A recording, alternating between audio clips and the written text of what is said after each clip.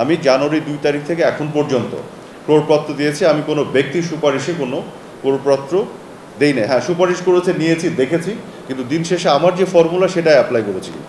আমি যে ক্রোড়পত্র দিচ্ছি তা আমার স্বার্থ হচ্ছে আমি বেশিরভাগ মানুষের হাতে এটা পৌঁছাক, এটা আমি চাই। কাজে আমি যদি ধরেন কোনো ব্যক্তির যার সার্কুলেশন নাই তাকে দিয়ে দিই, তাহলে সেই ব্যক্তির লাভ, সরকারের কী লাভ? অনেকেই কিন্তু মনক্ষুণ্ণ হন, একটু দুঃখ পান। তো ইতিমধ্যে আমি আমার বন্ধু সমাজের কাছে একটু অজনপ্রিয় হয়ে যাচ্ছি, আত্মীয় স্বজনের কাছে হয়ে যাচ্ছি, সেগুলো হচ্ছে। কিন্তু কিছু জায়গাতে আমি কম্প্রোমাইজ করব না। এই মুহূর্তে আমাদের মন্ত্রণালয় থেকে যে ক্রোড়পত্রগুলি আমি দিই, বিজ্ঞাপন কিন্তু আমাদের মন্ত্রণালয় দেয় না। এই ক্রোড়পত্রগুলো কিন্তু আমি এখন ডিএফপির এই লিস্ট দেখে দিচ্ছি না। আপনারা যদি একটু দেখেন, আমি কিন্তু একটা লিস্ট আমার কাছে আমি বানিয়েছি একটা বিশেষ সোর্সের মাধ্যমে, যেটা আমাকে সঠিক, মোটামুটি সঠিক একটা কি বলবো, সার্কুলেশনের একটা চিত্র দিয়েছে। তার ভিত্তিতে কিন্তু আমি এখন আপনার সিদ্ধান্তগুলো নিচ্ছি। জানুয়ারি মাসে 2 থেকে এখন পর্যন্ত আপনি দেখলে বুঝতে পারবেন। এবং আরেকটা জিনিস আমি করি যে আমি একটা এক্সেল শিট মেনটেন করি, কারা কতগুলো পেল। যদি দেখা যায় মোটামুটি কাছাকাছি সার্কুলেশনের দুটো পত্রিকার মধ্যে একটা পত্রিকা ধরেন দুটো কম পেয়েছে, টোটাল মানে আমি যতদিন ধরে দিচ্ছি এর মধ্যে কোনো একটা পত্রিকা একই সার্কুলেশন দুটো কম পেয়েছে, পরবর্তীতে আমি এটাকে ব্যালেন্স অফ করার চেষ্টা করি। আগের পত্রিকা যে দুটো পেয়েছে সে আমাকে ফোন করে যদি তদবিরও করে, তারপর আমি এই কথাটা শুনি না। আমি একটা ন্যায্যতা প্রতিষ্ঠার চেষ্টা করি, আমার এক্সেল শিটটা দেখি কে কত পেয়েছে না পেয়েছে, তার ভিত্তিতে এটা করি। তবে এখানে আমি কিছু নতুন ক্রাইটেরিয়া ঢুকিয়েছি। একটা হচ্ছে শুধু সার্কুলেশন নাম্বারের উপরে আমি সিদ্ধান্ত নিচ্ছি না, সেটার উপরে সিদ্ধান্ত অবশ্যই নিই। ধরেন 60 to 70% এটার উপরে আমি নিচ্ছি। কেন? এখানে সরকারের স্বার্থ আছে। তো আমি যে ক্রোড়পত্র দিচ্ছি তা আমার স্বার্থ হচ্ছে আমি বেশিরভাগ মানুষের হাতে এটা পৌঁছাক, এটা আমি চাই।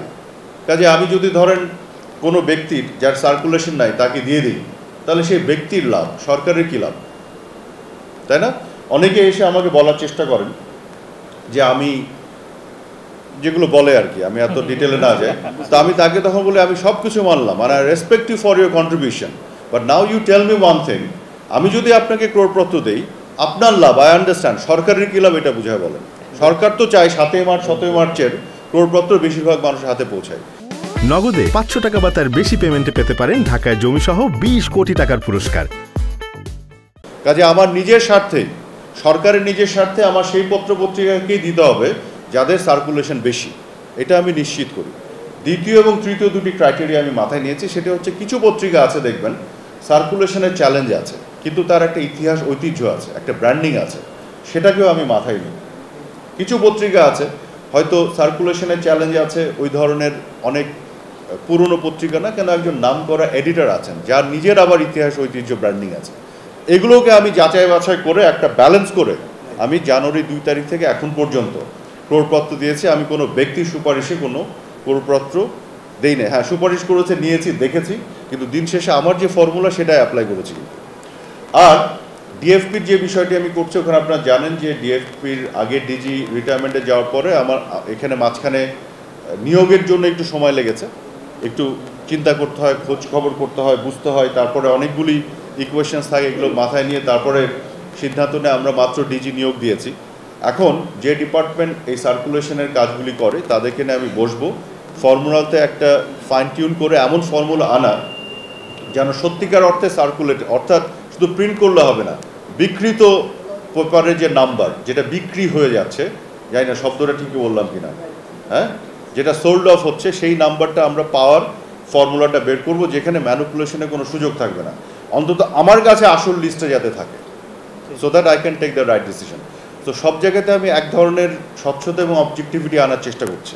এবং এটা করতে যে আবার যেটা হয় আপনি জানেন, এই সমাজে তো আমরা বসবাস করি, অনেক কাছের লোক দূরের লোক অনেকেই থাকে, অনেকেই কিন্তু মনক্ষুণ্ণ হন, একটু দুঃখ পান। তো ইতিমধ্যে আমি আমার বন্ধু সমাজের কাছে একটু অজনপ্রিয় হয়ে যাচ্ছি, আত্মীয় স্বজনের কাছে হয়ে যাচ্ছি, সেগুলো হচ্ছে। কিন্তু কিছু জায়গাতে আমি কম্প্রোমাইজ করব না, আমি আমার মতন করে যে কদিনে আছি ওভাবেই আমি করব, এটুকু আমি করতে চাই। আর আরেকটা জিনিস হচ্ছে যে আপনাদের কাছে একটা অনুরোধ, আপনারা সবার সামনে যে বিষয়টা বলবেন যেটা ইন প্রিন্সিপাল কারেক্ট, পিছনেও কিন্তু এই কথাটাই বলতে হবে। আমাকে একা পেলে যে ওই কথাটাই বলতে হবে, সবার সামনে এক কথা, আমি আপনাকে ইন্ডিকেট করে বলছি না, অনেকের ক্ষেত্রেই মানে 100 জনের সামনে এক কথা, আমাকে একা পেলে আর এক কথা কিন্তু বলা যাবে না, বলতে হবে একই কথা। কথার মধ্যে কনসিস্টেন্সি থাকতে হবে। আমিও আপনাদের বলতে চাই যে মোটা দাগে আমি মানে প্রাইভেটলি যেটা চিন্তা করি বলি, সবার সামনে মোটামুটি একই কথাই বলি।